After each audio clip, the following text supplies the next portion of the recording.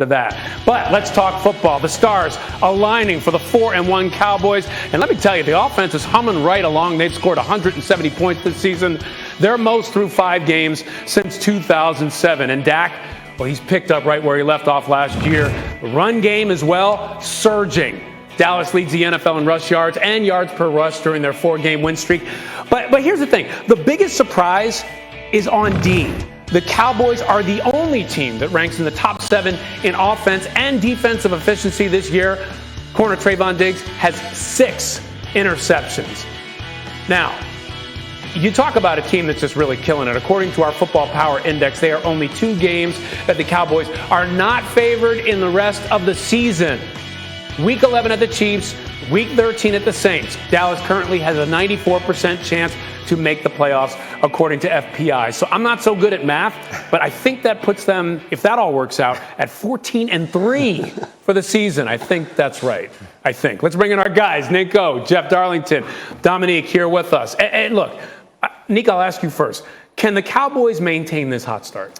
I don't see why not. I think one of the important things that we talk about often when we talk about the Cowboys is that division. So they have what looks like 6 easy-ish games going forward. So that'll be nice. And then you compound that by the fact that they have one of the best quarterbacks in the league. If you have a great quarterback and a defense that is getting better every week, and if it stays as good as it is right now, if they're able to maintain these turnovers, which I'm not sure they will be able to do, but if they're able to at least play close to that level, the combination of the way Dak is making decisions, the way Dak is throwing the ball, the way this defense is playing, I don't see any reason why they can't win the NFC and continue and maybe even reach that 14-win mark that you just set for them. 14 wins. Imagine that. Yeah, it sounded crazy when it came out my mouth. It does. I mean, it's incredible when you think about the Cowboys and where we thought this defense would be. But, Ninko, one of the reasons why we wanted to talk about this was Nick mentioned in the meeting, there's always that team every year that starts out hot and fades down the stretch. Could this be the Cowboys this year, or will they not fade?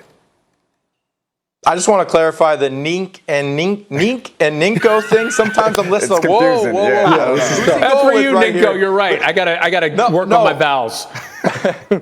I mean, we look alike too. I can see how people get us confused. I do not think that they're going to slow down. And you look at, they're on pace to have a quarterback to throw for over 4,500 yards. They're on pace to have 2 running backs run for over 1,000 yards. And they're on pace to have 2 receivers receive for over 1,000 yards. And have a defense that's clicking right now. So I don't think that I see them slowing down, because we all know that this league starts and ends with the quarterback. I do not see Dak slowing down. And the quarterback has been dealing. So Jeff Darlington, I think he can hear me. We know Jeff Darlington. Jeff, are the Cowboys Super Bowl contenders? Absolutely. I mean, there's no reason to think otherwise right now, because like you said, it's not that this team, it feels like just a hot start where they'll start to fade. This feels like one of the more consistently capable teams in the NFL right now. I would put them right up there with a lot of these other teams, especially in the NFC. Now, do they have a ways to go before they are truly a Super Bowl contender? Yeah, but so does every other team in the NFL. The one thing that I go back to, though, is I felt like I said this during the preseason too. Dak Prescott not only helps the offense with his return, but also the defense. He's one of the best in the NFL at sustaining drives, keeping the offense on the field. And him doing that allows the defense to get the rest that they need so that they're in the best situation to succeed as well. Dak Prescott changes everything for the Dallas Cowboys.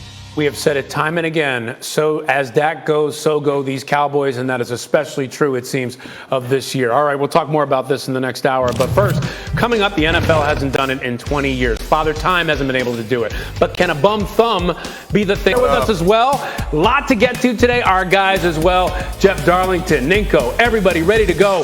But first, let us start with the game of the night. And we go to the majors for that. Giants, Dodgers. Dodgers fighting to stay alive, trailing 2-1 in the series. Let's take you to the top of the third. Walker Buehler pitching on 3 days rest. Second inning, and he was dealing. Absolutely dealing. I mean, he wanted the ball. He asked for it. The confidence that he has to be able to go right after some of the biggest hitters in the game. A 1.25 ERA in elimination games for Buehler. Bottom 4, Mookie Betts. Jessica really stepped up. Okay, look at that pitch location. Are you kidding me? Low and away, black. I mean, that is a pitcher's pitch, and he crushes it. This is Mookie being Mookie, getting the Dodgers on the board.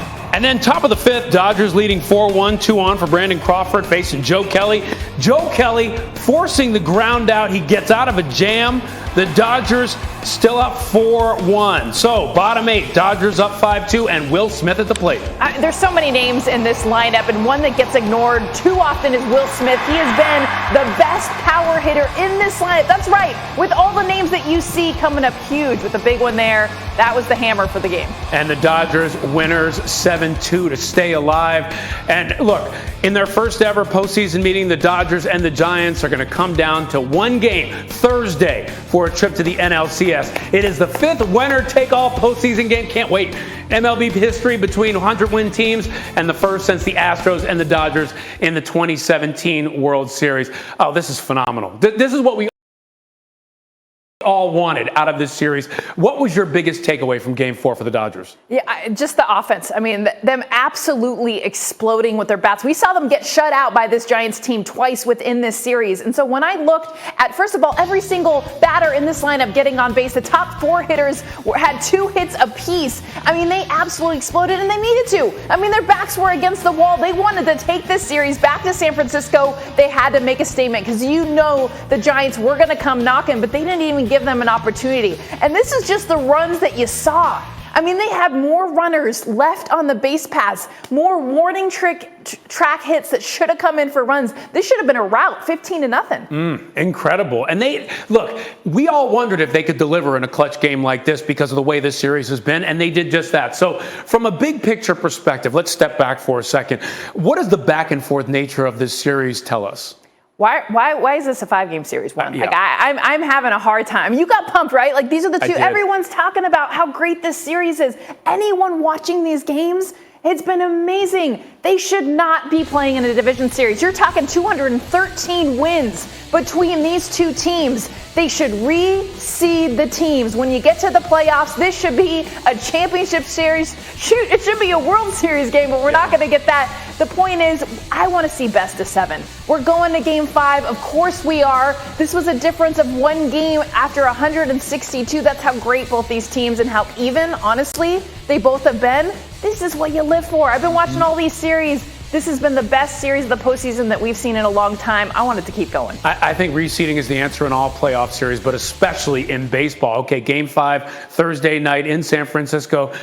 Urias versus Logan Webb. Who has the edge? Julio Urias. And the reason is, I mean, you think about this is his 19th postseason game. He closed it out just to take you back to the World Series when they won it. I mean, that's how much they trust Julio at the ball. What I like about this matchup, too, though, is he's just 25 years old. Wow. Going against Logan Webb, who's 24 years old, and just his second postseason match. So, I mean, you think about these two going head-to-head, how young they are, but Julio with all the experience for the Dodgers. Ooh, all day, all season long, they've been trusting him, and they're going to trust him for the big one tonight. Okay, let's go to the other two, because this was a night of clinching for these other teams. Braves, Brewers. Braves looking to clinch. Game 4 NLDS. Bottom 5, they're trailing 4-3. Travis d'Arnaud at the plate. Just a little inside-out action. This is what I love about contact in this situation. Bases loaded. Look at the Braves fired up because you knew the runs were going to be at a premium. How about Freddie Freeman against the best bullpen closer in the game, Josh Hader, lefty on lefty. There's a reason why Freeman over 1,000 OPS in the postseason right now. His first homer of the postseason. Braves take a 5-4 lead. 9th inning, 2 out, runner on first. Yelich at the plate. And this is who you want at the plate. I mean, MVP, he has struggled all season long. You kind of felt in that moment, hey, the whole entire season in his hands in that at-bat, doesn't get it done. And the champagne celebration. Braves move on. So, next up, Astros, White Sox, Houston looking to clinch their 5th straight ALCS, and Correa at the plate at top of the 3rd. He's 0-2, 2 fastballs blown by him. You're not going to get him again. I love this swing. When we talk about launch angle, this is 0 launch angle. Watch the top hand. This is the flattest swing you will see, and I love the adjustment there to get a huge hit for the Astros. I want to run that back for the kids just to see exactly how you swing. Bottom 4th, White Sox down 5-1. Cesar Hernandez. McCullers was blowing him out.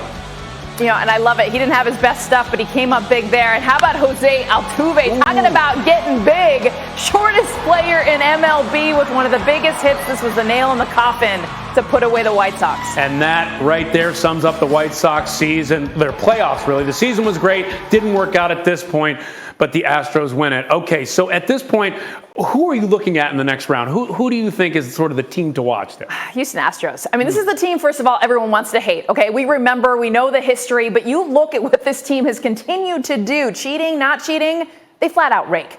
And so do the Boston Red Sox. So, I mean, as much as we love pitching, I love watching the offense between these two teams. But the biggest weakness for the Red Sox is that bullpen, and I feel like Houston's going to get to them. Oh, boy. Who doesn't love offense, right? That's why that series is going to be so great. Forget the pitching. That's Let's right. go. Offense, nothing but. All right.